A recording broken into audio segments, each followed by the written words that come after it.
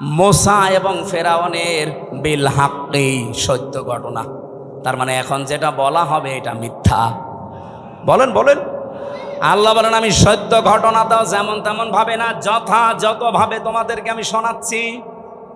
হ্যাঁ, এটা শুনলে কি হবে? লিকৌমি ইউমিনুন, যে জাতির ভেতরে আমি আল্লাহর প্রতি বিশ্বাস আছে এই ইমানদারদের জন্য আমি বর্ণনা করছি। কি হয়েছিল শোনো, তোমরা তো ওই সময় ছিলে না। ইন্না ফিরআউনা আলা ফিল আরদি, অবশ্যই ফেরাউন এই জমিনের ভেতরে ছিল একজন স্বৈরাচার, সন্ত্রাসী, সীমা লঙ্ঘনকারী। আমি একটা শব্দ যদি বানিয়ে বলি, যারা এখানে বসেন তাদের জিজ্ঞাসা করেন, আমি আয়াতটা বাংলাদেশের সাথে মিলিয়েছি। বলেন তো আল্লাহ ১৫০০ বছর আগে না হাজার হাজার বছর আগের ঘটনা এটা? এই নাজিলি হয়েছে এই ঘটনাটা ১৫০০ বছর আগে। তিনি বললেন এই পৃথিবীর জমিনে একজন ফেরাউন ছিল, সে ছিল সীমা লঙ্ঘনকারী। কি করেছিল সে? ওয়াজআলা আহলাহা শিয়া, এই জমিনে ওর দেশের মানুষের ভেতরে দলে বিদলে মানুষকে বিভক্ত করে রেখেছিল। আমাদের বাংলাদেশের দিকে তাকান, এই ৫৪ বছরে বহু মানুষ এই দেশে দায়িত্বে এসেছে, তাদের একমাত্র টার্গেট ছিল ইসলাম যেন এক জায়গায় হতে না পারে। এবার একটু ৮টা দল ইসলামী এগুলো একটু এক জায়গায় এসেছে, অনেকের মাথা খারাপ হয়ে গেছে। ফেরাউনের অভ্যাস ছিল এই, ওর কর্মসূচি দিয়ে রেখেছিল এরা যেন এক জায়গায় হতে না পারে। এদের দলে বিদলে বিভক্ত করতে করতে ছোট ছোট দল বানিয়ে দাও। এ বাংলাদেশে এমনও দল আছে, উনি সভাপতি, ওনার ছেলে সেক্রেটারি, আর কেউ নেই। কি আমি বানিয়ে বললাম? জেলখানায় আমার সাথে একজনের দেখা হয়েছিল, ওনার নাম আব্দুল মতিন। উনি হচ্ছে আল্লাহর দলের সভাপতি সারা বাংলাদেশের। ওনারে বললাম যে ভাই আপনি তো সভাপতি, সেক্রেটারি কে? বলছে আমার ছেলে। ৮ লোক, বলছে আর কেউ নেই। ওইটাও একটা দল, আল্লাহর দল। এরকম দলে বিদলে বিভক্ত করে রেখেছে। ৭৩টা দল চলছে বাংলাদেশে এখন, শুধু নিবন্ধিত দল ৪৯টা। বাংলাদেশে আরো যেগুলো আছে আমি সেদিন হিসাব করে দেখলাম ৭৩টার উপরে। তাহলে এই যে ফেরাউন এই কাজ করেছিল হাজার হাজার বছর আগে, আর এই লেডিস ফেরাউনও আমাদেরকে দলে বিদলে বিভক্ত করে রেখেছিল এই কয় বছরে। ফেরাউনের সাথে দেশের কাজ মিলছে না। ফেরাউনের কাজ আর একটা ছিল, ইস্তাদিফু তাইফাতাম মিনহুম ইউযাব্বিহু আবনাহুম ওয়া ইস্তাহয়ী নিসাহুম। ওই ফেরাউন দুর্বল করে রেখেছিল এই দলে দলে বিদলে বিভক্ত করে। ওই দেশে পুরুষদেরকে সে মেরে ফেলতো আর মেয়েদেরকে সে বাঁচিয়ে রাখতো। এর দুইটা অর্থ হতে পারে। হয়তো সন্তান হত্যা করেছিল লাখের উপরে, আপনারা জানেন। পুরুষদেরকে মেরে ফেলার অর্থ কি? এই ফেরাউন লেডিস যেটা বিদায় নিয়েছে এইটাও কিন্তু এই কাজ করেছিল। পুরুষদেরকে সরাসরি হয়তো জবাই করে মেরে ফেলেনি, কিন্তু একটা মানুষ যোগ্যতা সম্পন্ন হওয়ার পরে শুধু দলীয় পরিচয় দেখে তার চাকরি হয়নি, তার মানে তাকেও মেরে ফেলার সামনে। আমি কথা বোঝাতে পারিনি? মাওলানা এনামুল হক যেখানে ওঠার কথা সেই জায়গায় ওনার শুধু দলীয় পরিচয় থাকার কারণে ওই জায়গায় উঠতে দেয়নি, ওনারে বসিয়ে রেখেছে সেই যে নিচের চেয়ারে ওখান থেকে। অথচ 15 বছরে ওনার ওঠার কথা 5 সিঁড়ি পার হয়ে। এই যে উঠতে না দেওয়া এটাও মেরে ফেলার শামিল। এই কথা বলেন না কেন? আমার সামনে আমি নিজে মনে করেন আমার রোল নাম্বার 1, 50 নাম্বার যার, তারে এনে আপনি বসিয়ে দিয়েছেন চেয়ারে। বলেন তো আমাকে মেরে ফেলা কিনা? ফেরাউন এইটা করেছিল ওই জামানায়, আর এই জামানায় ফেরাউন এখন ঠিক এই কায়দায় পুরুষদেরকে অলরেডি শুধু ইসলাম মানার কারণে মেরে ফেলেছে। ঢাকা বিশ্ববিদ্যালয়ে মাদ্রাসার ছাত্র ছাত্রীরা ভর্তি হতে পারবে না, অথচ আমার চাইতে অনেক অগা আছে ভার্সিটি ভর্তি হতে পারবে। ইসলামকে তারা কোন জায়গায় নিয়েছে? ক্লাস 5 এবং 8-এ বৃত্তি পরীক্ষায় আগে 100 মার্ক ছিল, এই জালেমরা এসে ওইটাও তুলে দিয়েছে। এর যে কিছুদিন আগে 2 নবীর নাম নিয়ে যিনি বসে আছেন, ডক্টর মোহাম্মদ ইউনুস। কয় নবী? 2 নবীর নাম। অথচ গানের মাস্টার নিয়োগ দিল শরীর চর্চার মাস্টার নিয়োগ দিল, 1 থেকে 5 পর্যন্ত একটা আলেম মাওলানা নিয়োগ দিতে পারে নাই। এই কথা বললেন না কেন? এই দাবি নাটোরবাসী করে কিনা যে আমরা প্রত্যেকটি প্রতিষ্ঠানে 1 থেকে 5 পর্যন্ত একজন আলেম মাওলানা টিচার চাই? এই দাবি আছে কার? দেখে লিল্লাহি তাকবীর। দেখেন তো, হাত তোলেন কে? দেখেন, এটা রেকর্ড হচ্ছে, তোলেন। আপনি কোরআনের পক্ষে আছে এটা আজকে হাত তুলে দেখান। ডক্টর মোহাম্মদ ইউনূসের কাছে যদি নাও যায়, এটা আরো সে চলে গেছে ইনশাআল্লাহ। ইব্রাহিম নবীর পক্ষে একটা ব্যাঙ প্রসাব করেছিল, তাই আল্লাহ তারে কবুল করে নিয়েছে, তার প্রসাবও পাক। আর আপনি আজকে কোরআনের শিক্ষার পক্ষে হাত তুলে কিয়ামতের দিনে এই হাত আপনাকে জান্নাতে নেওয়ার জন্য চেষ্টা চালাবেন ইনশাআল্লাহ। আমার ভাইরা, তাহলে পুরুষদেরকে মেরে ফেলতো আর মেয়েদেরকে সে বাঁচিয়ে রাখতো ভোগ করার জন্যে, অথবা তাদেরকে দিয়ে জেনা ব্যভিচার করিয়ে করিয়ে সমাজটা নষ্ট করার জন্যে। ইন্নাহু কানা মিনাল মুফসিদিন।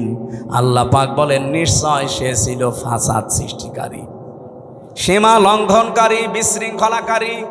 এ পর্যন্ত আল্লাহ যদি শেষ করে দিতেন, এই আয়াতগুলো আমি বলতাম না। এবার একটা আশার বাণী শুনিয়েছেন, ওয়ানুরিদু আন্নামুন্না। আল্লাহ পাক বলেন আমি একটা ইচ্ছা করলাম। এই এদিকে তাকা, ইচ্ছা করছে আমির হামজা কে?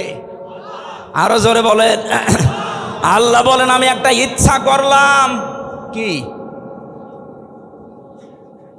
আন্না মুন্না, আমি অনুগ্রহ করব, দয়া দেখাবো।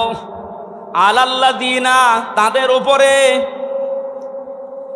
আলাল্লাযীনা ইসতাদঈফু ফিল আরদ, এই জমিনের ভেতরে ফেরাউন যাদেরকে দুর্বল করে রেখেছিল, জুলুম, অত্যাচার, নির্যাতনের স্টিম রোলার চালিয়ে যাদেরকেও দুর্বল করে রেখেছিল ওই বনি ইসরাইল মুসা নবীর দলকে, আমি চাইলাম, আমি আল্লাহ ইচ্ছা করলাম তাদেরকে জমিনে একটু কিছু দয়া দেব। কি দয়া দেব? ওয়ানাজআলাহুম আইম্মাতান, আমি চাইলাম যে তাদেরকে জমিনের নেতা বানাবো। আল্লাহ কিন্তু নেতা বানার আরম্ভ করে দিয়েছে। হ্যাঁ, কথা বলেন না কেন? এতটুকু না, ওয়ানাজআলাহুমুল ওয়ারিসিন, আমি চাইলাম এই জমিনের উত্তরাধিকারী তাদেরকে বানিয়ে দেব। আমার তো মনে হচ্ছে খাপের খাপ মুমতাজের বাপ মিলে যাচ্ছে। এখন যদি মনে করেন না ওদের সাথে মেলছে, আমাদের সাথে মেলে না, আপনার সাথে মেলবে কি করে? আপনার আদর্শ আছে, আপনার চরিত্র আছে। রাত 9টার পরে তো আপনার পা ঠিক মতো মাটিতে পড়ে না। আপনার চরিত্র কিসের? আপনি লাল পানি খান, আপনি ডাল খান, আপনি বাবা খান। আল্লাহ কাদের উপরে দয়া করেছে এটা দেখা লাগবে। যাদের উপরে ফেরাউন জুলুম, অত্যাচার, নির্যাতনের স্টিম রালি চালিয়েছিল, আমার তো মনে হচ্ছে 54 বছরে যাদের উপরে মিথ্যা তহমত দিয়ে, উল্টাপাল্টা কথা দিয়ে জাতির কাছ থেকে আলাদা করে রেখেছিল, বিশেষ করে 15.5 বছরে সবচাইতে বেশি জুলুম, অত্যাচার, নির্যাতন যে দলের ওপরে করা হয়েছে, ওই দলকে আল্লাহ একটা অনুগ্রহ দিয়ে তাদেরকে জমিনের নেতা বানাবে এবং শাসন ক্ষমতা তুলে দেবে। আপনি বলেন মিলছে কিনা? যদি না মেলে আমি আয়াত পড়বো না। আমার তো কোরআন হাদিস পড়ে দেখতে পাচ্ছি, হ্যাঁ একেবারে 100% মিলে যায়। অনুমাক্কিনা লাহুম ফিল আরদ, আল্লাহ বলেন আমি চাইলাম জমিনে আমি তাদেরকে ক্ষমতায় বসাবো। অনুরিয়া ফিরআউনা ও হামানা ও জুনুদাহুমা, আর আমি দেখাবো ফেরাউনকে, হামানকে, হামান মানে মন্ত্রী, ফেরাউনকে আল্লাহ দেখাবে। এখন লেডিস ফেরাউন এখনো বেঁচে আছে, ওকে আল্লাহ দেখাবে। এমনকি ওর মন্ত্রী পরিষদ যারা পালিয়ে আছে তাদেরকেও দেখাবে। ও জুনুদাহুমা, এমনকি তার সৈন্যবাহিনী, তার দলের লোক যারা, তাদেরকেও আল্লাহ নিজে দেখাবে। এখানে ফাইল কর্তা আল্লাহ নিজে। কি করবেন? মিনহুম মা কানু ইয়াহযারুন, যাদেরকে নিয়ে ওরা সবসময় ভয়ে থাকতো, যাদের বিরুদ্ধে মিথ্যা তহমত দিয়ে জাতির কাছ থেকে আলাদা করে রাখতো, আল্লাহ তাদেরকে বসিয়ে ওদেরকে দেখাবে। এই সিদ্ধান্ত কার? আপনার রাগ হয় কোন কারণে? আজ ডাকশো, জাকশো, রাখশো, চাকশো, শাকশো, সব জায়গায় যদি বিজয়েরা হয়, এ সিদ্ধান্ত নিয়েছেন কে? আরো জোরে। আপনার রাগ হয় কোন কারণে? আল্লাহ সিদ্ধান্ত নিয়ে এটা করছে, জমিনের শাসন ক্ষমতা আল্লাহ তাদের দেবে। এ জমিনের উত্তরাধিকারী এবার হবে ইসলাম। আরো জোরে বলেন ঠিক কিনা? এটা দেখতে চান না চর্ম চোখে? 54 বছর তো বিভিন্ন জিনিস আমরা আনকমন দেখেছি, এবার একটু দেখি না কেমন কি লাগে। খালি ইসলাম 5 বছর লাগবে না, 2 বছর চলবে। এই বাংলাদেশ মিনি জান্নাত যদি না হয়, আপনি আমার কাছ থেকে বুঝে নেবেন। খালি 2 বছর চলতে দেন কোরআনটা দিয়ে। 500 আইন আছে এর ভেতরে।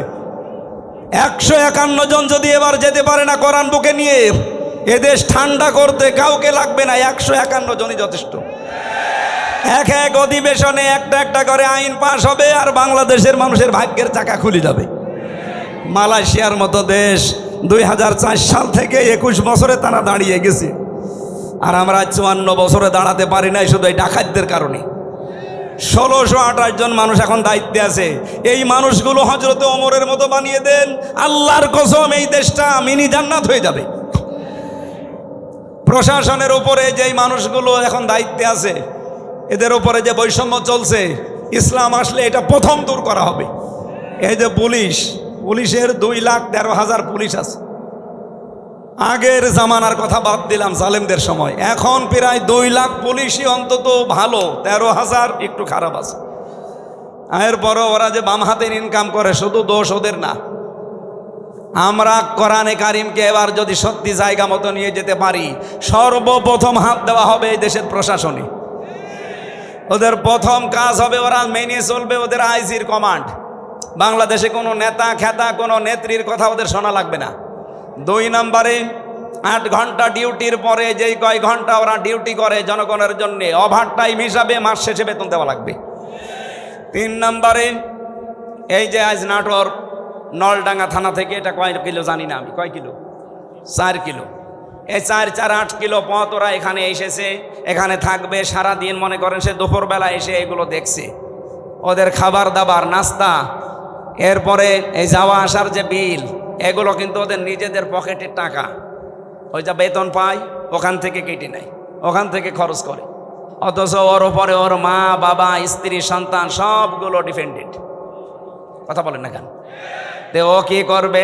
ওই 32,000 টাকা দিয়ে যখন চলে না, তখন ওই মাম হাতের ইনকাম করে, আর তখন ওদের খারাপ বলি। একটা মানুষ খারাপ হয় কেন? ওই রাস্তাটা বন্ধ করে দেন, ও খারাপ হবে না। পুলিশ যদি এখানে কেউ থাকে, আপনি তারা জিজ্ঞাসা করে দেখেন, আজকে যদি সে দুপুরে এখানে এসে থাকে, খাবার খাওয়া, চা নাস্তা খাওয়া, যাওয়া আসার সব বিল ওর পকেটের। কেন? ও কি ওর বাবার কাজ করছে না আমাদের কাজ করছে?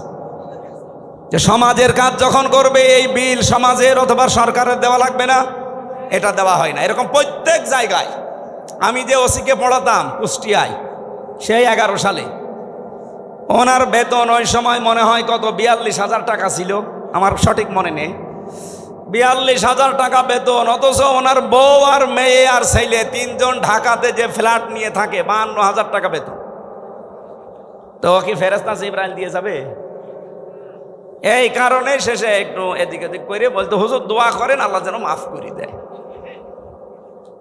আমরা এবার আর দোয়া না, এবার একেবারে এই যে 151 জন যদি যেতে পারে, একটা একটা করে আইন পাশ হবে, আপনারাও শান্তিতে থাকবেন।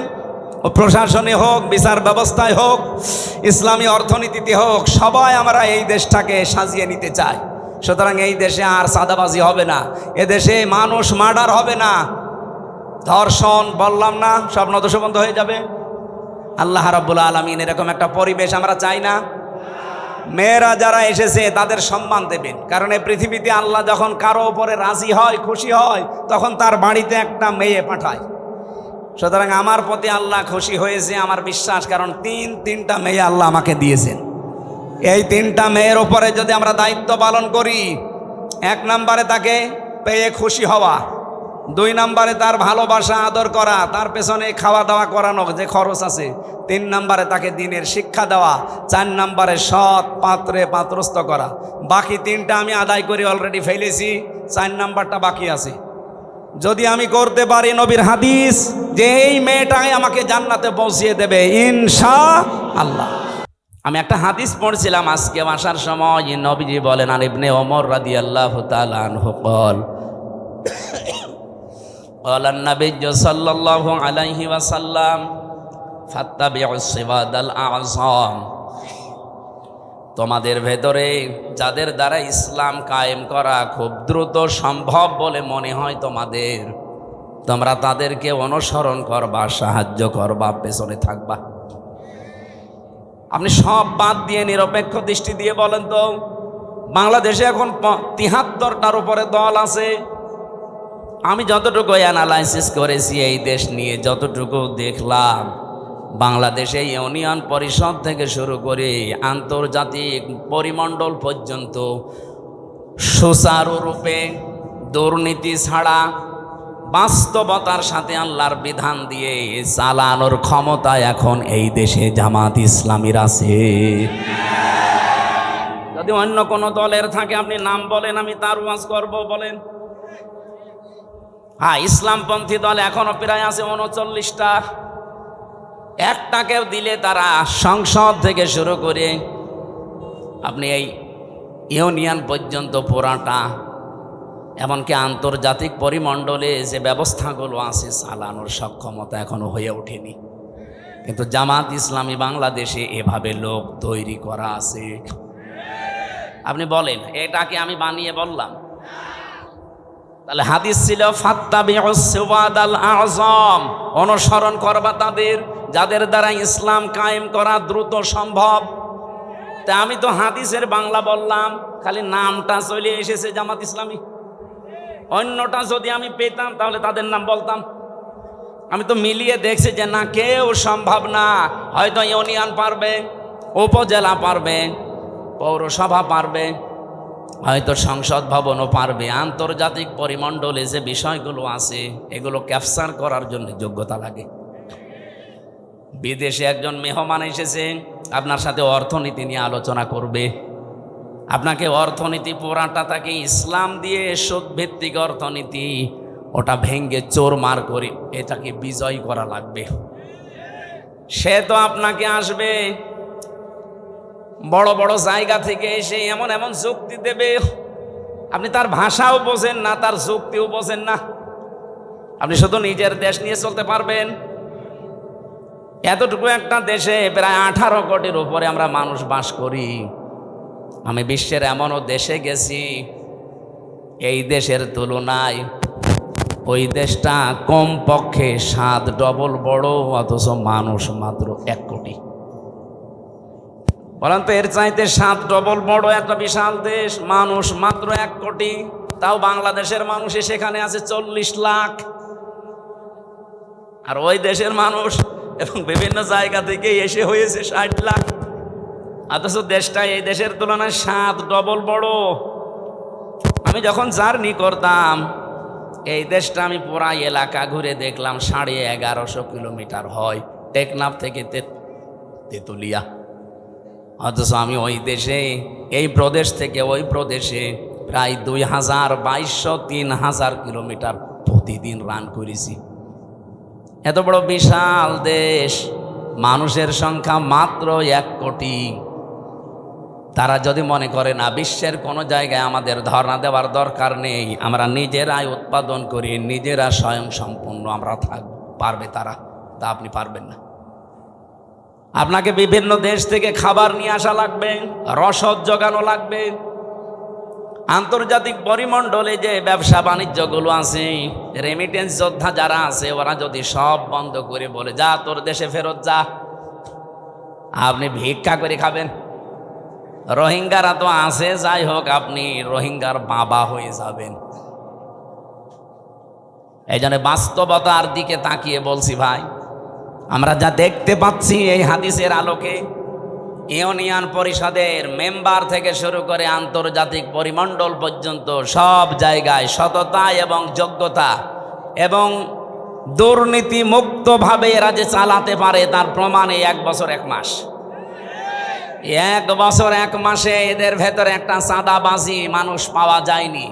ডাইল খোর নেই, মদ খোর নেই, এমনকি বিড়ি খোরও নেই। আপনি বলেন, যদি ধরিয়ে দেন তো বলেন যে অমুক বিড়ি খায়। হ্যাঁ, যদি কয়েকটা খায়ও মনে করবো কেবল নতুন এসেছে।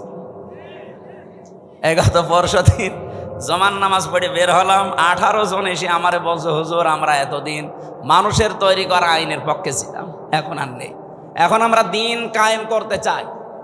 এই পদ্ধতি যেহেতু বাংলাদেশ জামাত ইসলামী এখন এগিয়ে আছে, সুতরাং আপনি আমাদেরকে এই দলে নিন। আমি বললাম কালেমা পড়ানো লাগবে? বলছে না, কালেমা আমরা জানি, কিন্তু এতদিন ভুল পথে ছিলাম। আমি জোয়ার যা দেখছি, সারা দেশে যে জোয়ার উঠেছে, সরা নসরের আয়াতগুলো মনে হচ্ছে আল্লাহ এই মাত্র বাংলাদেশে আবার নাজিল করল, বিশেষ করে ডাকসু আর জাকসুর পরে। অনেকে এখনো চাপাবাজি করছে, যা ডাকসু জাকসু কি হয়, কি হয় মানে আপনার এত ভয় কেন? কোরআনে কারিমে আল্লাহ জানিয়েছিলেন, কোরআনের কথা তো আর মিথ্যা হওয়া সম্ভব না। ইদা জা নাসরুল্লাহি ওয়াল ফাত, যখন আসবে আল্লাহর সাহায্য, তখন আপনি বিজয় দেখতে পাবেন। আর বিজয়ের সূচনা কি, নমুনা কি, সিমটাম কি, চিহ্ন কি, এগুলো আল্লাহ একটা একটা করে দিচ্ছেন। ওয়ারাআইতান নাসা ইয়াদখুলুনা ফি দীনিল্লাহি আফওয়াজা, আপনি হে নবী আপনি দেখতে পাবেন দলে দলে পালে পালে মানুষকে ইসলামে প্রবেশ করছে। ইসলাম মানে জামাত ইসলামী না, ইসলাম মানে যারা দিন কায়েম করতে চায় জমিনে, এটাই আসল ইসলাম। এদেশে বহু ইসলাম আসে, তারা দিন কায়েম করতে চায় না, তারা আরো বিরোধিতা করে। এই কথা বলেন না কেন? এই জন্য অনেক আলেম লেগে গেছে ইসলামী আন্দোলনের বিরুদ্ধে। একামতে দিন যারা কায়েম করতে চায় তাদের বিরুদ্ধে ফতোয়াবাজি পর্যন্ত অনেক নাম করা আলেম করছে। আমার নাম ধরা লাগবে? এগুলো তাদের মুখের কথা না, ওদেরকে বলানো হচ্ছে। আপনি দেখেছেন এই দেশের একজন নাম করা পীর, সে পর্যন্ত স্ট্যাটাস দিয়েছে যে এতদিন আমরা জামাতি ইসলামীর বিরোধিতা করতাম, আওয়ামী লীগের পামে পড়ি। ও সব বলে ফেলিস যে ওদের ধোঁকাবাজিতে, ওদের প্রতারণায়, ওদের কথা মতো বিরোধিতা করতাম। এখন দেখছি এই দেশে ইসলাম ইউনিয়ন থেকে সংসদ পর্যন্ত পূর্ণাঙ্গভাবে চালানোর সব জায়গায় লোক আছে জামাত ইসলামের। অন্য কাউকে দিলে তারা পারবে না, অন্য কোনো হুজুর পার্টিকে দিলে তো পারবেই না। এমনকি জেনারেলকে দিলে আপনি দেখবেন বাবা শাহজালাল সব হালাল হয়ে গেছে। আমরা কি ওই দৃশ্য আর দেখতে চাই না?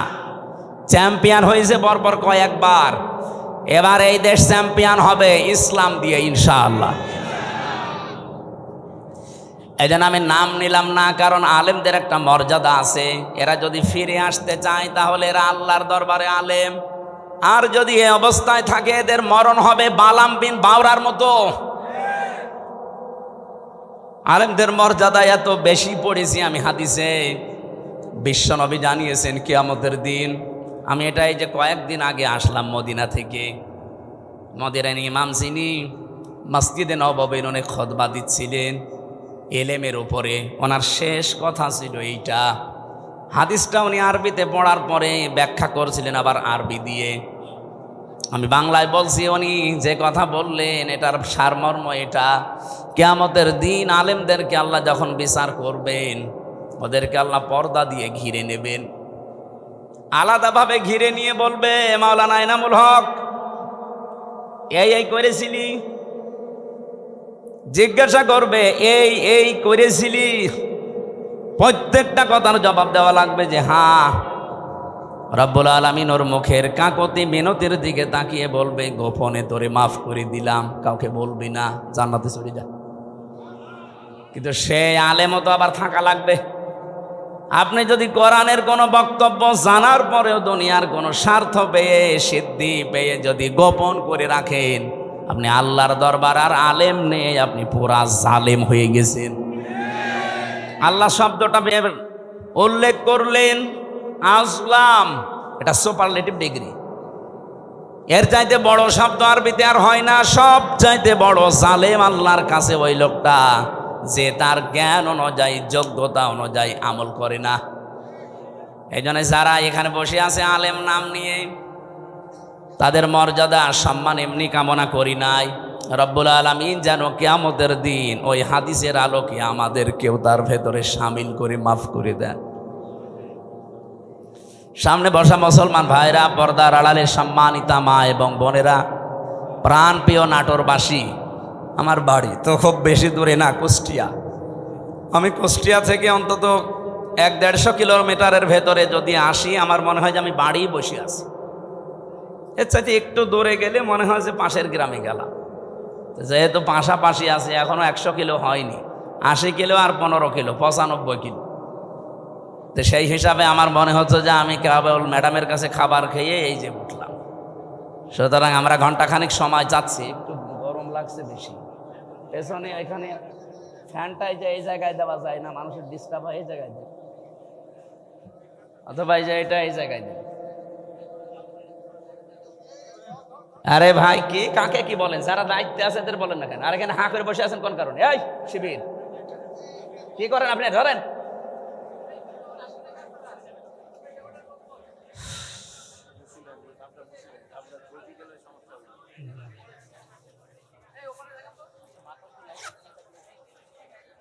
হ্যাঁ দেন, এটা দেন, এই ফ্যানটা দেন, এই ফ্যানটা দেন।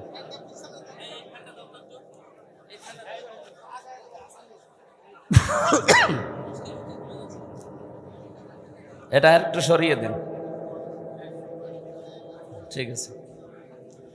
সুবহানাল্লাহ আলহামদুলিল্লাহ লা ইলাহা ইল্লাল্লাহ, সুবহানাল্লাহ আলহামদুলিল্লাহ লা ইলাহা ইল্লাল্লাহ, লা ইলাহা ইল্লাল্লাহ মুহাম্মাদুর রাসূলুল্লাহ।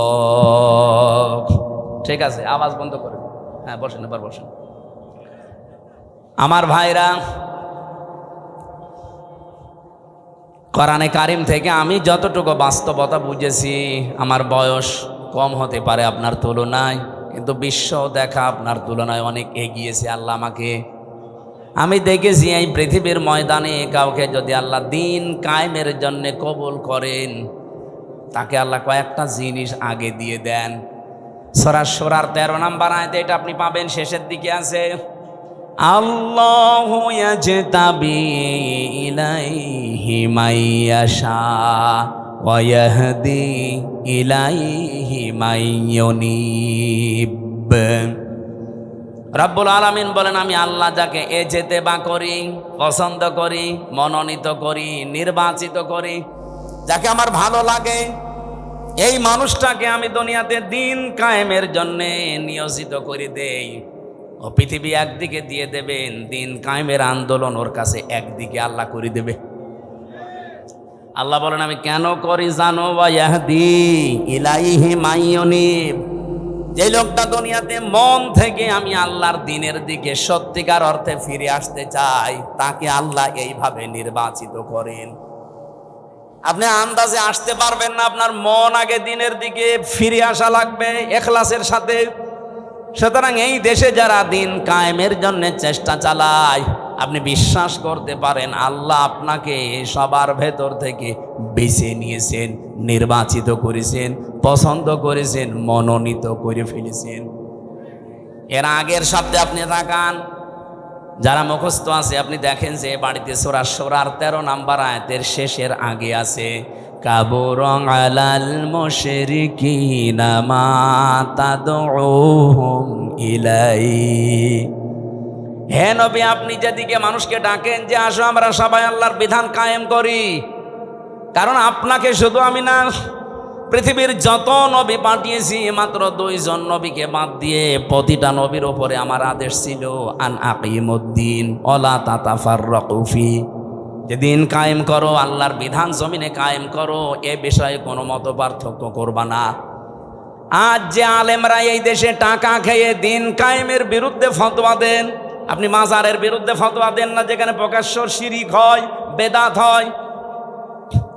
ইসলাম যারা কায়েম করতে চান তাদের বিরুদ্ধে আপনি লাগেন। হ্যাঁ, তাদের পদ্ধতি ভুল হতে পারে, কিন্তু তারা তো দিন কায়েমের বাইরে মানুষের তৈরি করা আইন কায়েম করতে চায় না।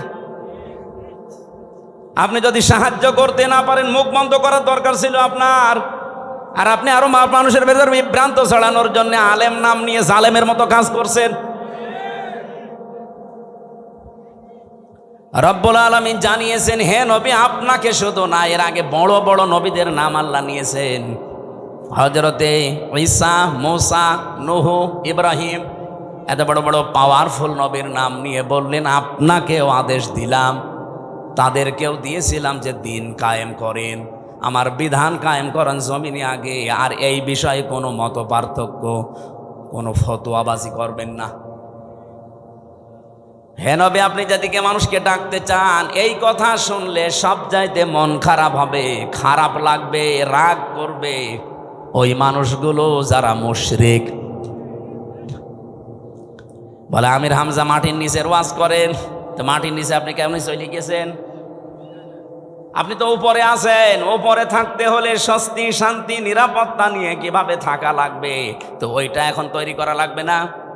ঘোষক তো ওইটাই বলছিল যে ওইটা বলেন, কি করে আমরা শান্তি, স্বস্তি, নিরাপত্তা নিয়ে থাকতে পারি। আজকে কোষ্ঠী আমার গণসংযোগ ছিল, পথসভার শেষ কথা বলেছি, এবার যদি ইসলাম দেশে আসে, আল্লাহর কসম এই কুষ্টিয়ার ময়দান থেকে আগে দূর করা হবে চাঁদাবাজি। এই কুষ্টিয়ার বুকে চাঁদাও থাকবে না, বাজিও থাকবে না। আপনিও এই দেশের নাগরিক, আমিও এই দেশের নাগরিক, আপনাকে চাঁদা দেওয়া লাগবে মানে? আমি কি চাঁদের দেশ থেকে এসেছি? এটা সম্ভব, শুধুমাত্র ইসলামকে আপনি এনে দেন, 5 বছর লাগবে না। বাংলাদেশ থেকে 5 দিনে চাঁদাবাজি ঝাঁটিয়ে বিদায় করা হবে বঙ্গোপসাগর।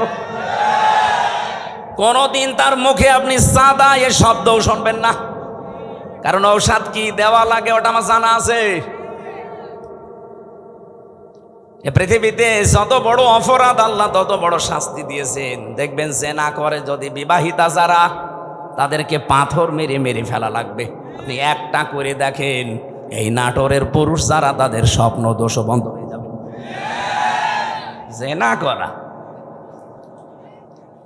আপনার জিনিসপত্র হয়তো উঠবে না, কারণ দৃশ্য মনে হবে ওরে বাবা, পাথর মেরে জাগায় মেরে ফেলছে।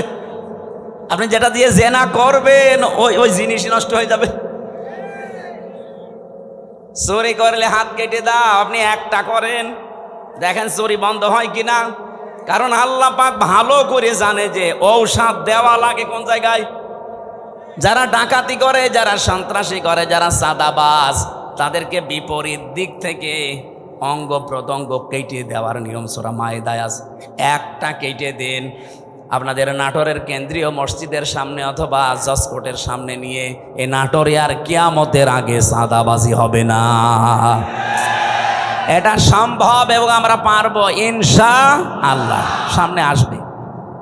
সুতরাং এই আয়াত থেকে আমি যে থিওরিটা পেয়েছি, আল্লাহর বিধান কায়েমের কথা বললে যাদের মন খারাপ হয়, তারা যেন বিশ্বাস করে তারা মুশরিক।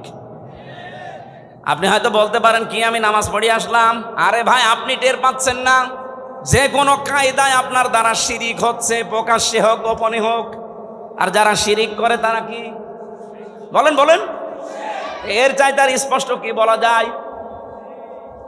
অবশ্যই আপনার দ্বারা কোনো না কোনোভাবে শিরিক হচ্ছে, নয়তো আল্লাহ বলতো না যে কাবুর আলাল মুশরিকিন, যে মুশরিকদের কাছে খারাপ লাগবে।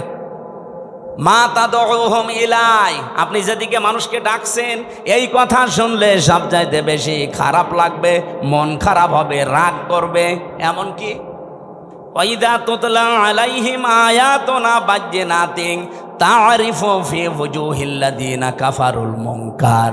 এটা সূরা হজের 58 কি সূরা হজের 70-72 নাম্বার আয়াতের ভেতরে আছে। রব্বুল আলামিন বলেন, হে নবী, বলো আপনি বিশ্লেষণগুলো তেলাওয়াত করে করে শোনাবেন, তখন দেখবেন যে মানুষগুলো বুঝে ফেলেছে যে কি বলতে চায়। আপনার প্রতি দেখবেন ওরা মাত্র শরবত নিয়ে, মিষ্টি নিয়ে আসবে না, ওরা আপনাকে মনে হবে খেয়ে ফেলবে। আমার তো মনে হচ্ছে আয়াতটা বাংলাদেশে এখন মিলে যাচ্ছে। বলে হুজুর কোরআনের কথা বলবেন, আমি কি এটা বাইরের কথা বললাম? কোরআনটা আমি আমার মন মতো গলা সুর দিয়ে আমি যখন তেলাওয়াত করি আপনার ভালো লাগে, ওটা মাতৃভাষায় বলতে গেলে আপনার কাছে মনে হয় যে নিজের দিকে যাচ্ছে। নিজের দিকে যায় এই কারণে, কারণ আপনি এই কাজগুলো দুনিয়ায় করেন। অনেক জেলায় যাওয়ার পরে আমার কানে কানে মুখ নিয়ে বলে, হুজুর আমার বিরুদ্ধে বলবেন না। আমি আপনার বিরুদ্ধে বলবো? আপনার আমি চিনি? কোথায় আমার বাড়ি কুষ্টিয়ায়, কোথায় আপনার বাড়ি সেই সিলেট, মৌলভীবাজার, সুনামগঞ্জ, সেই দোয়ারা বাজার, যেতেই লাগে 2 দিন। আমি আপনাকে জীবনে দেখিনি, চিনি না, আপনার বিরুদ্ধে বলবো কেন? যে না, আপনি যা বলেন আমি দেখি আমার বিরুদ্ধে যাই। তার মানে আপনি ওই কাজ করেছেন। জেলে যাওয়ার আগে একবার গিয়েছিলাম খুলনা রূপসা থানা। আমি আলোচনা শুরু করব হঠাৎ করে, সেই সময় তো একেবারে রমরমা জালেমদের, উনি ওই এলাকার সভাপতি, ওই ফ্যাসিস্টদের এসে আমারে বলছো, হুজুর মাটির নিচের ওয়াজ করবেন? আমি বললাম না। ওপরের ওয়াজ করবেন? না। হ্যাঁ। ওপরের ওয়াজ যদি করেন, ওপরে আপনাকে আমি একটা সাবজেক্ট বলে দেই, পারিবারিক জীবন নিয়ে কথা বলবেন। ঠিক আছে, আপনি আমারে যেখানেই লাগাবেন আমি ঘুরে ফিরে দিন কায়েমের কথাই বলবো, কারণ এইটাই আসল কাজ। এইটা না হলে জীবনে এই দেশে বসবাস করার উপযুক্ত পরিবেশ আপনি পাবেন না। বলেন তো, খালি 2 জন নবী বাদ দিয়ে পৃথিবীর কোন নবীর জীবনে আমি পড়ে পাইনি যে তাকে আল্লাহ আদেশ দেয়নি। প্রত্যেকটা নবীকে, খালি 2 জন নবীকে আল্লাহ বলেন না, একটা আদম আলাইহিস সালাম আর একটা সুলাইমান নবী। কারণ আদম নবীর সময় মানুষজন ছিল না, আর সুলাইমান নবী ওনার বাবার কাছ থেকে রাজত্ব পেয়েছিলেন, তো উনি আবার কি কায়েম করবে? বাকি কোন নবীর জীবনী পড়ে আমি পাইনি যে তাদেরকে আল্লাহ নির্দেশ দেয়নি যে আনাকিমুদ্দিন, দিন কায়েম করবে।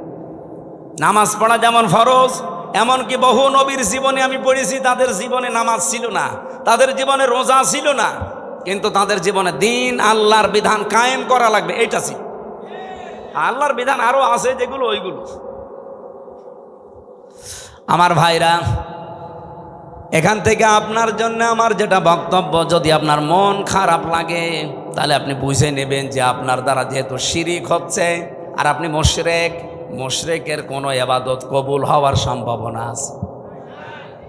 এতটুকু বললেন কি আছে আপনি জানেন? কোরআনে কারিমে এত কঠিন কথা মুশরিকদের বিরুদ্ধে, অকদিমনা ইলা মা আমিলু মিন আমালিন ফাজআলনাহু হাবাআম মানসুরা। কিয়ামতের দিন মুশরিকদের আমল নামাটা আল্লাহ এভাবে দেখবে, যেই দেখবে শিরিকের ওটা ধুলি কণার মতো মুখের উপরে নিক্ষেপ করবে। আজ তো শুনতে খারাপ লাগছে, কিয়ামতে কোটি কোটি মানুষের সামনে যখন নিজের কাজ কারবার ধোলার মতো নিক্ষেপ হবে, তখন টের পাবেন। সব চাইতে বড় আশ্চর্য কথা কোরআনে মুশরিকদের বিরুদ্ধে, ইন্নাহু মাই ইউশরিক বিল্লাহ ফাকাদ হারামাল্লাহু আলাইহিল জান্নাহ ওয়া মাআওয়াহুন নার। রব্বুল আলামিন বলেন, আমি আল্লাহ নিজে হারাম করে দিয়েছি জান্নাতটা মুশরিকদের জন্যে। অথচ বাংলাদেশে বহু মানুষ যে শিরিক করে ও জানেও না। এই জন্যই তো তাফসীর মাহফিলের আয়োজন করেছে। আমরা জেনে হোক না জেনে হোক, শিরিক করে যদি মুশরিকি হয়ে যায়, তা কিসের ঈদগায় মাহফিল দিয়েছেন, কিসের মসজিদ বানাচ্ছেন? আশা করছে আপনার আজকে বিবেক খুলবে। আরে ভাই, আপনি আমল না করেন, ইমানটা নিয়েও যদি যেতে পারেন, তাও তো জাহান্নামে যাওয়া লাগবে না। আর ইমানও আপনি এনেছেন, শিরিকও করছেন, আপনি জান্নাত আপনার জন্য হারাম। এতটুকু আল্লাহ যদি শেষ করে দিতেন, আমি আয়াত বলতাম না, ও মাওয়াহুন নার, আল্লাহ তার আশ্রয়স্থল বানাবে জাহান্নাম। আমার তো আয়াত পড়ার পরেই বাংলাদেশের দিকে তাকিয়ে ভয় হয়, এদেশের বহু মানুষ অলরেডি শিরিক করে জাহান্নামী হয়ে গেছে। নাটোরবাসী বড় ভালোবাসি আপনাদের পাশের জেলা, খুব ভালো করে খেয়াল করে দেখেন শিরিক জীবনে হচ্ছে কিনা। বলতে পারেন যে না, আমার জীবনে শিরিক নেই। কে বলেছে আপনাকে? শিরিকের এক কথায় জবাব হচ্ছে, আল্লাহ যেটা পারে ওইটা অন্য কেউ পারে, এই কথা বিশ্বাস করার নাম শিরিক। বলেন এবার আপনার জীবনে আছে কিনা? হ্যাঁ, এখানে খুব বেশি নড়াচড়া হচ্ছে না, আর বন্ধ করে দেন। আল্লাহ যেটা পারে পৃথিবীর অন্য কেউ এটা পারে, এই বিশ্বাস করার নাম বলেন বলেন। আপনি দেখেন তো আপনার ভেতরে আছে কিনা। সন্তান দিতে পারে কে? পৃথিবীর অন্য কারো ক্ষমতা আছে? সে মরা পীর হোক আর জীবিত পীর হোক। এমনকি কত মানুষ দেখি জেনে কি না জেনে করে আমি জানি না, আমার এসে বলো হুজুর আপেল পরিয়ে দিন। কেন? সেদিন বগুড়াতে পেয়েছিলাম, এক লোক এসে আপেল নিয়েছে, বলছে হুজুর আপেল পরিয়ে দেন। কেন? বলছে আমার বারবার 4টা মেয়ে হয়েছে, আমি খুব আশা করে আসি এবার যেন ছেলে হয়। আপনি এমন আপেল পড়বেন যেন এবার ছেলে হয়। আপেল পড়িছিলাম, সূরা ফাতিহা দিয়ে ফু দিয়ে ফেলে দিলাম। আপেল কই? ফেলে দিয়েছি। ফেলে দিলেন মানে? আরে ভাই, আপেল পড়ে যদি ছেলে হয় তা আমার 3টা মেয়ে হইতো না? আমার তো আগে ছেলে হইতো। ম্যাডামরা শুধু আপেল খাওয়াতাম। কি বিশ্বাস মানুষ! আমির হামজা না, আমির হামজার বাবাও আপেল পড়লে ছেলে হবে? বলেন, এটা দেওয়ার দায়িত্ব কার? এর একচ্ছত্র মালিকানা অন্য কাউকে আল্লাহ দেয়নি। একটা একটা করে আমি কয়েকটা বলবো শুধু শিক্ষার জন্যে। 2 নম্বরে, আল্লাহ যেটা পারে ওটা অন্য কেউ যেহেতু পারে না। আর কেউ যদি মনে করে যে অন্য কেউ পারে, তাহলে সে শিরিক করলো। আর শিরিক করলে সে কি? বলেন বলেন। মুশরিকের জন্য জান্নাত হারাম, জাহান্নাম ওয়াজিব। মুশরিকের কাছে খারাপ লাগবে আল্লাহর বিধানের কথা কায়েম এ কথা বললেই। এ কথাগুলো কার? একটাও কি আমি বানিয়েছি?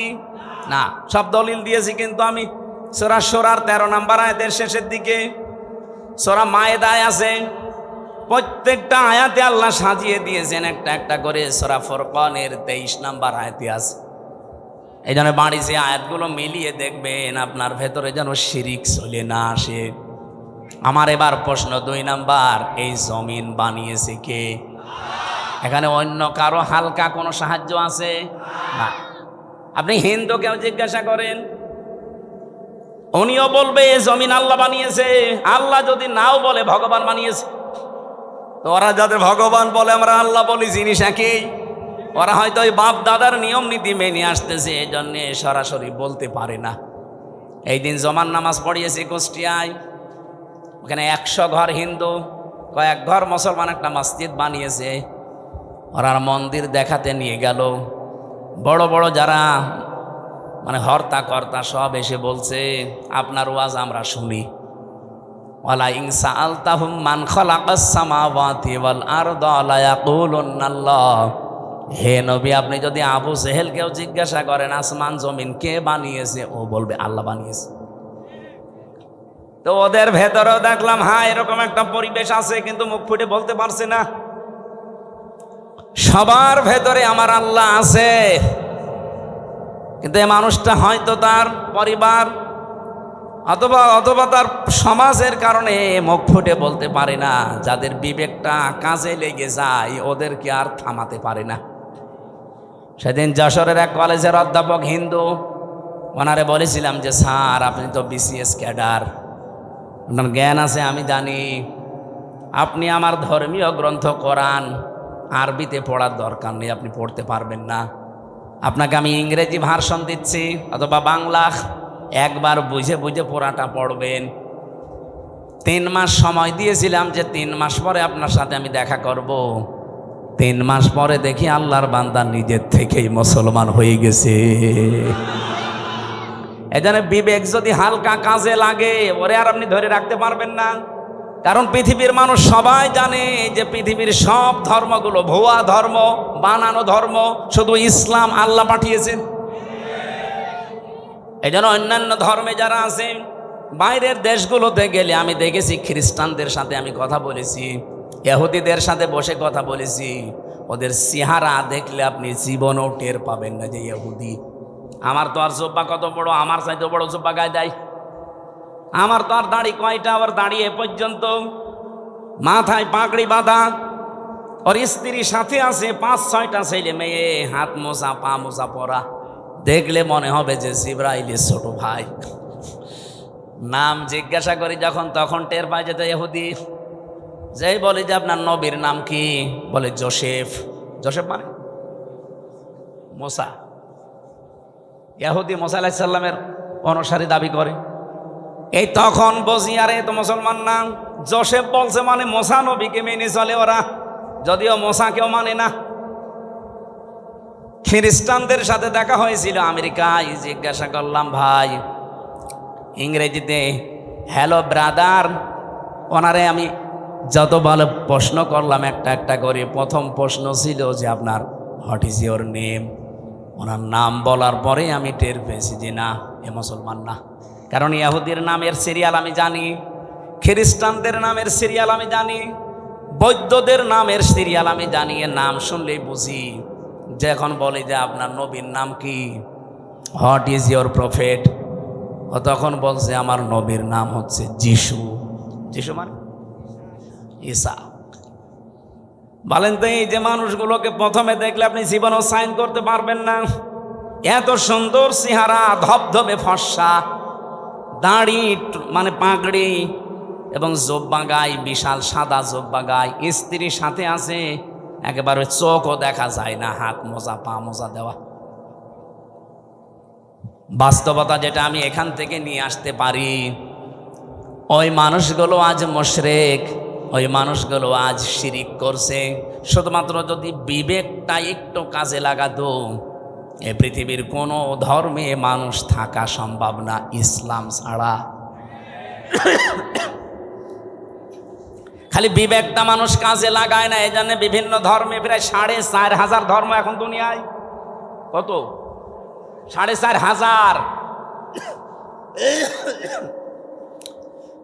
বাইরের দেশগুলোতে গেলে এগুলো আরো বেশি দেখা যায়। মালয়েশিয়াতে আমি যে বিশ্ববিদ্যালয়ে গিয়েছিলাম, ওখানে 120টা দেশের ছেলে মেয়েরা পড়ে। আপনি চিন্তা করতে পারেন 120টা দেশের মানুষ ওখানে পড়ে, তাহলে এক একজনের ভাষা এক একটা, 120টা ভাষায় তারা কথা বলে আলাদা আলাদা, কিন্তু নিজেরা যখন কথা বলে আমাদের সাথে তখন ইংরেজিতে বলে। আমি মালয়েশিয়া ইন্টারন্যাশনাল ইসলামিক ইউনিভার্সিটি, এটা আমাদের কুষ্টিয়া ভার্সিটির চাইতেও প্রায় অন্তত 15-20 ডবল বড় হবে। এত বড় বিশাল এরিয়া। বাসে করে গাড়িতে করে যাওয়া লাগে এক ক্লাস থেকে আরেক ক্লাসে। আমি যাদের সাথে ঘুরছিলাম থাইল্যান্ডে বাড়ি কয়েকজনের, রাস্তায় ঘুরছি রাত তখন প্রায় বাজে রাত 2টা। হঠাৎ দেখে একটা মোবাইল পড়ে আছে। আমারে উনি ওনার ভাষা দিয়ে বলছে আপনার বাড়ি তো বাংলাদেশে, এই মোবাইলটার পাশ দিয়ে যদি শুধু বাংলাদেশ আর ভারতের ছেলে মেয়েরা না যায়, তো কিয়ামত পর্যন্ত পড়ে থাকবে, কেউ নেবে না। আমার কি সুনাম করলো না, বাস দিল। আমরা বলছি বাংলাদেশ আর ভারতের ছেলে মেয়েরা যদি যায়, ও গায়েব করে ফেলবে। পৃথিবীর এখানে প্রায় 120টা দেশের ছেলে মেয়েরা আছে, কেউ এর পাশ দিয়ে গেলে ঘুরেও তাকাবে না যে লোকের জিনিস আমি কেন নেব। কিন্তু আপনারা যে এমন মানুষ। আমি ওনারে পরে হাসির ছলে বললাম যে ভাই আপনি কি আমার সুনাম করলেন না, বাস দিলেন।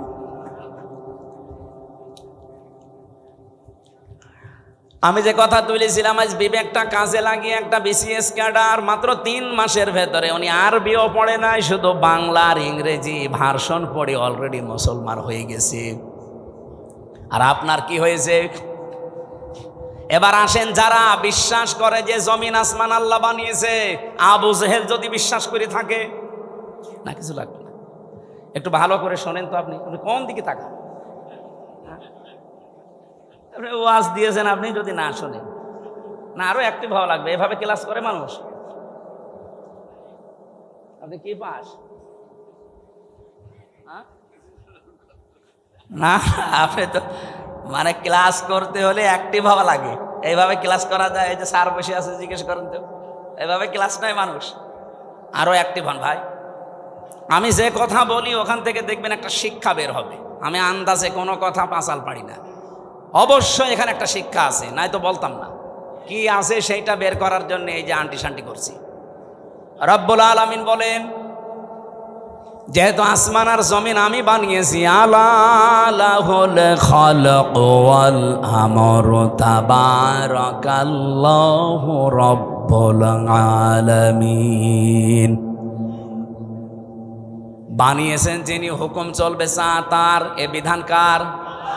তাহলে আপনার বিবেকের কি বলে যে জমিন আসমান আল্লাহ বানিয়েছে আর এখানে চলবে মানুষের তৈরি করা আইন? একটা কথা হইল। তাহলে আল্লাহ যেটা পারে ওইটা অন্য কেউ, তাহলে জমিন আল্লাহর বিধান চলবে, আল্লাহর এখানে অন্য কারো বিধান চলতে পারে না। যদি অন্য কারো আইন, অন্য কারো বিধান আপনি চালাতে চান, আপনি অবশ্যই শিরিক করছেন। আর শিরিক করলে লোকটা কি? এইরকম মুশরিকের কাছে আল্লাহর বিধানের কথা বললে মন পাওয়া যাবে? তার কি হবে? রাগ হবে, গা জ্বলবে, মারতে আসবে। তাহলে বাংলাদেশে এবার বলেন তো 92% মুসলমান আমরা না 92% মুশরিক? আমাদের রাগ হয় কেন? দোষ তো আপনার না, আপনি শিরিক করে ফেলছেন। জমিন আল্লাহর, আপনি নিজে বলছেন এখানে আইন চলবে আল্লাহর, অথচ আপনি এমন এক দল করেন যে দল আল্লাহর আইন বিশ্বাস করে। তাহলে আপনার শিরিক হচ্ছে না? আর এই কথাটা আমি একটু বাংলা, ইংরেজি, আরবি মিলে বলতে গেলে আপনার রাগ হয় না? এরপরও আমি জানি কিছু মানুষের মন ফিরবে না, কারণ ওদের আবু জেহেলের মতো খতম করে দেওয়া। খাতামাল্লাহু আলা কুলুবিহিম ওয়া আলা সামিইহিম ওয়া আলা আবসারিহিম গিশাওয়া ওয়া লাহুম আযাবুন আযীম। হে নবী, আমি ওদের অন্তরের উপরে মোহর লাগিয়ে দিয়েছি। আপনি যতই সুন্দর করে বলেন, নবীজি আবু জেহেলের কাছে 350 বারের উপরে দাওয়াত নিয়ে গেছে, এরপরও লোকটার মন তৈরি হয়নি। আমার মনে হয় 350 বার না, আমি তো আপনার কাছে এই 11.5 বছর তো আমি ময়দানে, 3 বছর নয় জেলে ছিলাম, বাকি সময় তো বহুবার আপনি আমার আলোচনা, আলেমদের আলোচনা শুনেছেন, এরপরও আপনার পরিবর্তন হয় না। আলেমরা কি কোনো দিন বলেছে এই জমিনে আমরা আমার বাবার আইন তৈরি করতে চাই? সবারই এক কথা, সামারাইজ করে দেখবেন, সবাই বলতে চাই এই জমিনে আমরা আল্লাহর আইন চাই। এইটা শুনলে যদি কারো রাগ হয়, সে যেন বিশ্বাস করে তার দ্বারা কোনো না কোনো ভাবে শিরিক হচ্ছে, আর শিরিক হলে সে লোকটা মুশরিক, এই জন্য তার গা জ্বলে। এবার কার খারাপ লাগবে এবার আপনি নিজে মিলিয়ে নেন, আপনি কি আসলে মুসলমান না মুশরিক? দরুদ আর সালাম পাঠ করার মাধ্যমে আমরা তেলাওয়াতকৃত আয়াত, যেটা আমি ছোট্ট ছোট্ট 2টা আয়াত পড়েছি, 6666টি আয়াত, এটা প্রসিদ্ধ, আর বিশুদ্ধ হচ্ছে 6236টা আয়াত। এর ভেতরে মাত্র 2টা আয়াত পড়েছি, আমি আগে পরও পড়তে পারতাম। এই 2টা আয়াত থেকে কিছু কথা তাফসির আকারে শোনাতে চান। আপনারা তাফসির মাহফিল লিখেছেন, অথচ এখন চলছে নবীজির জন্মের মাস, সিরাত লিখে দিলে আমরা ওইভাবে সাজাতাম। যেহেতু তাফসির লিখেছেন, আমরা তাফসির আকারে কথা বলবো, শুনবেন তো নাকি? লাগবে না। আমি আগে একটু তেলাওয়াত করে তাফসিরের যে মূল নীতি আছে 15টা একটা একটা করে বলবো, এরপরে আমরা ভেতরে যাব। আউযু বিল্লাহি মিনাশ শাইতানির রাজিম। তিলকা আয়াতুল কিতাবিল মুবিন। এখান থেকে এবার একটা শিক্ষা বের হবে। রব্বুল আলামিন বলেন তিলকা, এই আয়াতুন, এটা বহু বচন। এই আয়াতগুলো যেগুলো এখন আপনাদের সামনে আমি বলবো, এই আয়াতগুলো হচ্ছে আল কিতাব। কিতাবের আগে আলিফ লাম আছে, এরপরে আছে মুবিন। আল্লাহ পাক বলেন এটা স্পষ্ট কিতাবের আয়াত। আমার প্রশ্ন হচ্ছে, কোরআন কি স্পষ্ট না অস্পষ্ট? না না, আপনার বলা ঠিক হয়। আপনি তো স্পষ্ট না কোরআন আপনার কাছে, এনামুল ভাই বললে বলতাম। আপনার এখন যদি আমি পেটে বম মারি, তিলকা মানে কি বলতে পারবেন? তা আপনার কাছে স্পষ্ট হয় কি করে? তার মানে আমি ওই মানের লোক চাচ্ছিলাম। এখান থেকে ডানে বামে এই আলেমগুলো যদি বলতো স্পষ্ট, আমি কম প্রশ্ন করতাম না। যারা সবাই একবারে বললেন আমার কাছেও কোরআন স্পষ্ট না, আপনি মিথ্যা বলেছেন। কিতাব যদি আপনি স্পষ্ট করতে চান, কিতাবের কাছে আসা লাগবে। কথা বলেন না কেন? আপনি এই যে বয়সে আছেন, এই বয়সে এখন মাদ্রাসায় ভর্তি হয়ে সময় দিতে পারবেন? কি কথা বললেন না? আপনার বয়স এখন 55 বছর, আপনি এখন মাদ্রাসায় ভর্তি হয়ে সময় দিতে পারবেন? ওই 8 বছর 9 বছরে ভর্তি হয়ে যেভাবে পড়ছে পারবেন না। কিন্তু আল্লাহর একটা বিশেষ অনুগ্রহ এই বাংলাদেশের উপরে, এই দেশে এখন এমন একটা মাদ্রাসা, এমন একটা বিশ্ববিদ্যালয় আছে যেখানে ভর্তি হয়ে গেলে আপনাকে কোরআন শিখাবে। সেটা বাংলাদেশে জামাত ইসলামী। আপনি হয়ে দেখেন, 15টা পয়েন্ট পূরণ করা লাগে প্রতিদিন। এই লোকটা খুব শিক্ষিত না, আমি ওনাকে চিনি, ম্যাট্রিক পাসও করে নাই, কিন্তু এই জায়গায় আসার কারণে ওনাকে বিশ্ববিদ্যালয়ে ভর্তি হওয়ার সিস্টেম করে দেওয়া হয়েছে। প্রতিদিন কোরআন শরীফ শুদ্ধ করে পড়া লাগবে, আবার কয় আয়াত পড়বেন বুঝে পড়েন না, আন্দাজে পড়েন না, আবার লেখা লাগবে। 1 মাস পরে আবার দায়িত্বে যারা আছে তাদের দেখানো লাগবে। এর চাইতে বিশ্ববিদ্যালয় কোথায় পাবেন আপনি? আর আপনার যে বুড়ো বয়সে কোন ভার্সিটি আপনাকে নেবে? যেন আসেন এই বিশ্ববিদ্যালয়ে, আপনাকে আলেম বানানো হবে। খুব বেশি দিন লাগবে না, মাত্র 6 মাস আপনি সময় দেন, আমি গ্যারান্টি দিচ্ছি আপনি এই দেশের বহু আলেমের চাইতে জ্ঞানী হয়ে যাবেন। আমার কথার অর্থ আপনি বুঝেছেন? আপনি স্পষ্ট হন কোরআনের কাছে এসে। বহু আলেম কোরআনের এই শব্দগুলো জানে না, কেন আলিফ লাম দেওয়া হয়েছে এটাও বলতে পারে না। আমার মনে হয় এখানে যদি 100 জন আলেম থাকে, 50 জন বলতে পারবেন যে আলিফ লামের নাম কি। আলিফ লাম 4 প্রকার। এখানে যেটা আছে এটা নির্দিষ্ট করার জন্য আল্লাহ দিয়েছেন। কেন দিলেন? এই পৃথিবীতে কিতাব বলতে একটাই, কোরআন শরীফ। কোরআন বাদ দিয়ে পৃথিবীর যত বই আছে সব কোরআনের ব্যাখ্যা। যেভাবেই লেখেন না কেন ওটা কোরআনের ব্যাখ্যার ভেতরে পড়বে। আপনি যদি চাঁদ নিয়ে লেখেন, চাঁদের কথা কোরআনে নেই, বলেন। যদি এই জমিন নিয়ে লেখেন, জমিনের কথা কোরআনে নেই। যেটাই করবেন ওগুলো আসলে কিতাব না, ওগুলো কিতাবের ব্যাখ্যা। কিতাব কয়টা? আরো জোরে, কেমন কিতাব? স্পষ্ট বলেন। আল্লাহ পাক বলেন, আলহামদুলিল্লাহিল্লাযী আনজালা আলা আবদিহিল কিতাবা ওয়া লাম ইয়াজআল লাহু ইওয়াজা। প্রশংসা করা লাগবে আমার। কেন? আমি আমার বান্দাকে কিতাব দিয়েছি। কিতাব কেউ দিতে পারে না, আল্লাহ নিজে পাঠিয়েছেন এটা তার বান্দার কাছে। এমন কিতাব দিলেন, ওয়া লাম ইয়াজআল লাহু ইওয়াজা, যে কোরআনের ভেতরে, কিতাবের ভেতরে কোনো বক্ষতা নেই, যেখানে কোনো গোপন কথা আপনি পাবেন না। কোরআনে যা আছে সব স্পষ্ট কথা, সব ওপেন কথা, কোনো গোপন কথা আছে? আরো জোরে বলেন। এজন্য কোরআনের নিয়মই এইটা, এর কাছে যদি কেউ বুঝে শুনে আসে, সে আর জীবনেও গোপন থাকে না, সে ওপেন হতে চায়। আর আমরা এমন কিতাবের আলেম, এত স্পষ্ট চলছে দুনিয়া এখন, এত সহজ হয়ে গেছে, এরপরেও বলে হুজুর আমি গোপনে আছি। কি কিতাব পড়ে আলেম হয়েছে যে এতদিনে গোপন থাকা লাগবে? হযরত ওমর যেদিন শুধু কোরআন পড়েছিলেন সূরা তাহা, সঙ্গে সঙ্গে তিনি ওপেন হয়ে গেছেন। আর আমরা এমন হুজুর সারা জীবন তো গোপনে আছি, এখন একটা সুযোগ এসেছে তাও বলছে গোপনে আছি। ও মনে হয় কিয়ামতেও গোপনে থাকবে। আরে ভাই, আপনার কাছে কি মনে হয় এই যে সুযোগটা আল্লাহ তৈরি করে দিয়েছে, দলে দলে মানুষ পালে পালে। আমি তো সারা বাংলাদেশের 630টা থানা ঘুরছি, সারা দেশ আমার এই হাতের ভেতরে। আমি তো দেখতে পাচ্ছি অবস্থা কি। জোয়ার যা উঠেছে, আমার বিশ্বাস ইসলাম এবার সংসদে যাবে। আপনি যতই ষড়যন্ত্র করেন জীবনও ঠেকাতে পারবেন না।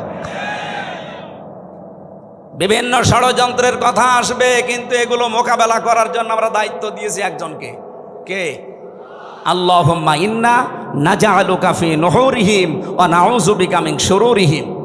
আমার জেলখানার 3 বছরের তাহাজ্জুদের নামাজের দোয়া ছিল এটা। আল্লাহ, ইসলামের বিরুদ্ধে, আমার বিরুদ্ধে এই দেশে যারা ষড়যন্ত্রে মেতে আছে, আমি তো পারলাম না, তোমাকে দায়িত্ব দিলাম এদের ষড়যন্ত্রের বিরুদ্ধে, তুমিই যথেষ্ট। আল্লাহ পারবে না ইনশাল্লাহ? উনি যে পারবে তার প্রমাণ জাহাঙ্গীরনগর, যেখানে টয়লেটের ভেতরে নামাজ পড়া লাগতো ইশারায়, সেখানে আজ আল্লাহু আকবার ধ্বনি উঠতেছে। সুবহানাল্লাহ বলতে পারেন না? সংসদেও ইনশাল্লাহ আল্লাহু আকবারের ধ্বনি এবার যাবে। এখনো যারা আলেম, যারা ইমাম, যারা খতিব, এরা যদি বলে যদি আমি ইসলামের পক্ষে কাজ করি, আর ইসলাম যদি এবার না যায় তাহলে আমার ইমামতি থাকবে তো? আরে ভাই, আপনি ইমামতি নিয়ে আসেন, ইমামতি থাকবে না মানে? শুধু ইমামতি থাকবে না, ওই কমিটির উপরে আর নির্ভরও করা লাগবে না। ইসলাম গেলে আপনার বেতন দেওয়া হবে রাষ্ট্র থেকে। পশ্চিমবঙ্গে আমি বেশি থাকতাম আগে, কারণ এই সমস্ত জায়গায় তো আল্লাহর ওলিরা আসতে দিত না। তখন ওই জায়গায় থাকতাম পশ্চিমবঙ্গে। পুরা এলাকা আমি এই বাংলাদেশের মতো চষেছি, ওই পশ্চিমবঙ্গ পুরাটা মমতা ব্যানার্জি। ওই দেশের ইমামদের সাথে খতিবদের সাথে মিলে দেখলাম আর একটা হিন্দু দেশ, অথচ ওখানে ইমাম, মুয়াজ্জিন, খাদেম আর খতিব 4 জনের বেতন দেওয়া হয় রাষ্ট্র থেকে। মমতা ব্যানার্জি একটা হিন্দু মহিলা, সে যদি বেতন দিতে পারে ইমামদের, খতিবদের, মুয়াজ্জিনদের, আর আমরা ইসলাম নিয়ে গেলে ইমাম, মুয়াজ্জিন, খাদেম, মাদ্রাসা, মসজিদ, আলেম ওলামার বেতন রাষ্ট্র থেকে দিতে পারবো না? শুধু যে টাকা পাচার হয়েছে ওইটা নিয়ে আসতে পারলে তো কিয়ামত পর্যন্ত বেতন দেওয়া যাবে। আপনি জানেন কত টাকা পাচার হয়েছে? এক দরবেশ 36,000 কোটি টাকা পাচার করেছে। 36,000 কোটি। আমার মনে হয় আমার মতো হামজারে কিয়ামত পর্যন্ত গুনতে দিলে আমি গণিত শেষ করতে পারবো না। একজন দরবেশই যদি এই করে, তাহলে যারা ধরবেশ ওরা যে কি করেছে। সেদিন মনে হয় সিঙ্গাপুরে ছিলাম, যে হোটেলে উঠেছিলাম, না মালয়েশিয়া, 118 তলা হোটেল। আমি আর এক হোটেলে আমি বললাম এত জায়গা এত দূরে আমার রেখে না, আমার কাছে দিন। ওই হোটেলটাও 75 তলা। 75 তলার উপরে উঠে আমি জানালা খুলে দিয়েছি। আমার মনে হচ্ছে যে একটা জান্নাতের মতো বাতাস আসতেছে। ওখান থেকে বললাম একটু নিচে যেয়ে দেখি তো খাবার পাওয়া যায় কিনা। নিচে যেয়ে নামলাম, নেমে দেখি 2 জন বসে বসে রাত 2টা বাজে চা খাচ্ছে। আমি চেহারা দেখে বুঝে ফেলেছি। আমি যে সালাম দিলাম আসসালামু আলাইকুম, ও তো বলবে যে ওয়ালাইকুম আসসালাম না, বলছো হুজুর আমরা আগেই পালিয়েছি। একটা সালামের জবাব হইল, আমি দিলাম আপনার সালাম আর আপনি বলছেন আমরা আগেই পালিয়েছি। কি বলেন আপনি? না, ওই 4 তারিখে দেখলাম যে ভালো না, চলে এসেছি। তাই আপনি এই হোটেলে আছেন, অথচ আপনার তো শুনেছি যে 620টা বাড়ি। কত? 620টা বাড়ি ওর। না না, ওই যে ভূমি মন্ত্রী ছিল যেটা সাইফুদ্দিন জাবেদ নাকি না, ওর সাথে আর এক শয়তানও আছে। বলছো হুজুর আমার সাহেব পাড়া আছে মালয়েশিয়ায়, আমার কানাডাতে বাড়ি আছে বেগমপাড়া, লন্ডনে আছে, এই যে এখানেও আছে পাশের রাষ্ট্র সিঙ্গাপুরে, কিন্তু আমি যেতে পারি না। এই দেশে 20 লাখ বাঙালি থাকে, আমি যদি বাইরে যাই আমার ভত্তা পানি থাকবে। খুব গোপনে আসি, নামি না। এই যে রাত 2টো বাজে নেমেছি, আপনি আমার জন্য দোয়া করে। দোয়া আপনার জন্য আসবে? কি দোয়া করব? এখন দোয়া করলে তো বদদোয়া হবে। আপনি কি করেছেন? 620টা বাড়ি মানুষ বানায়, আমার একটা বাড়ি। তাই আমি মনে হয় বছরে 2-3 মাস থাকতে পারি, বাকি সবসময় রাস্তায় থাকি। আপনি কবে থাকবেন বাড়িতে? এই জন্য এদেশের আলেম ওলামারা এখনো সেই ভয়ে চিন্তায় আছে। কোনো ভয় নেই, আপনার কোনো চিন্তা নেই। ইসলাম এবার আসবেই, আর আপনারা সবচাইতে বেশি সুযোগ সুবিধা পাবেন। সে কওমি বলেন, আলিয়া বলেন, খারেজি বলেন, যাই বলেন। কিন্তু কিছু আলেম নামধারী এদেরকে এই বাম আর রামরা এখনো পর্যন্ত পেছনে লেগে আছে। জামাত ইসলামী বাংলাদেশের বিপক্ষে একটা কথা লাগিয়ে দেন, এরা আসলে নাকি মাদ্রাসার বেতন বন্ধ করে দিবে। এটা শয়তান বিশ্বাস করবে? এটা আপনার কথা না, আমরাও জানি। আপনাকে দিয়ে রাম আর বামরা বলাচ্ছে।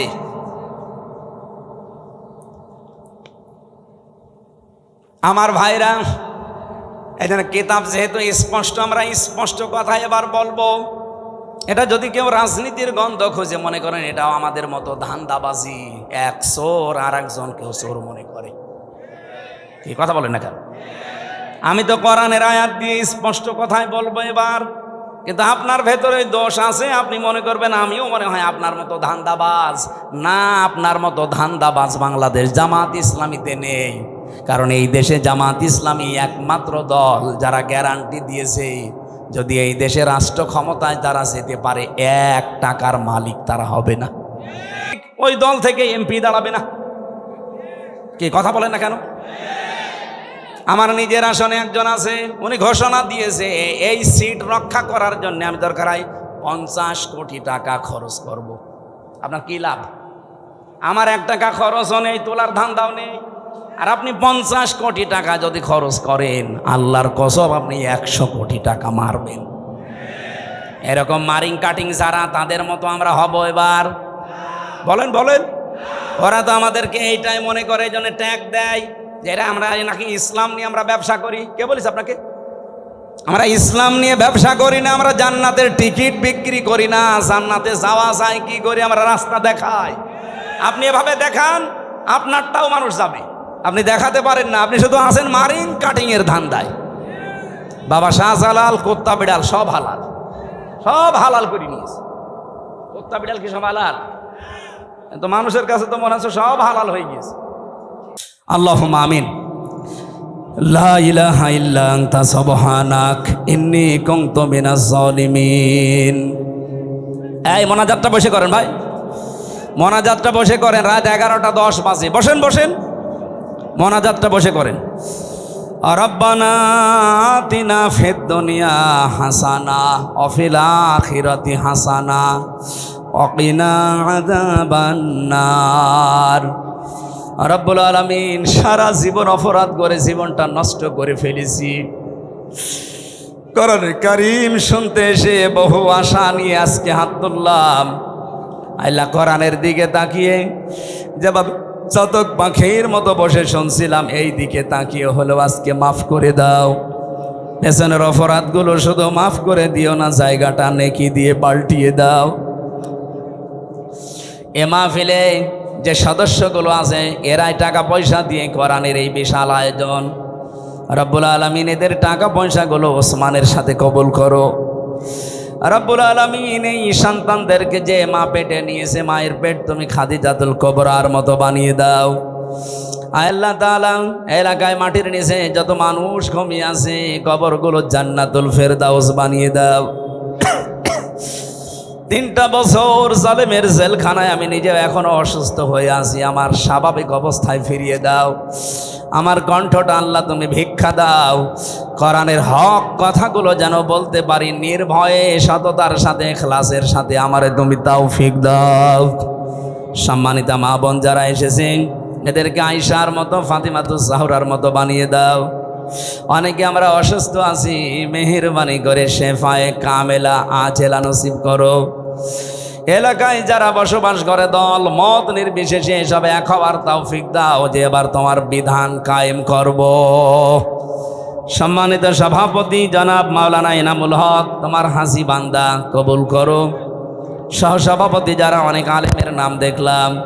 প্রধান অতিথি, বিশেষ অতিথি, আল্লাহ যত আলেম এখানে কথা বলেছে, মাওলানা আব্দুল মজিদ ভাই সহ প্রত্যেকটি আলেমকে মঞ্জুর করো। আজকে মাওলানা জহরুল ইসলাম, তহা বিন জহরুল ইসলাম এসেছে, আল্লাহ মঞ্জুর করো। রব্বুল আলামিন, আমার মেয়েটা অসুস্থ, ছোটটা, মেহেরবানি করে শেফায়ে কামেলা আজেলা নসিব করো। আমার মা অসুস্থ হয়ে পড়ে আছে, তাকেও তুমি শেফায়ে কামেলা দাও। চর্ম চোখে বড় আশা জাগে দেখতে, যে তোমার কালাম দিয়ে দেশটা চলছে। জীবনে কিচ্ছু চাই না, যা দিয়েছো যথেষ্ট, শুধু এই আশাটা পূরণ করো। আল্লাহ, একবারের জন্য হলেও যেন দেখতে পাই যে 56,000 বর্গ মাইল তোমার কালাম দিয়ে চলছে।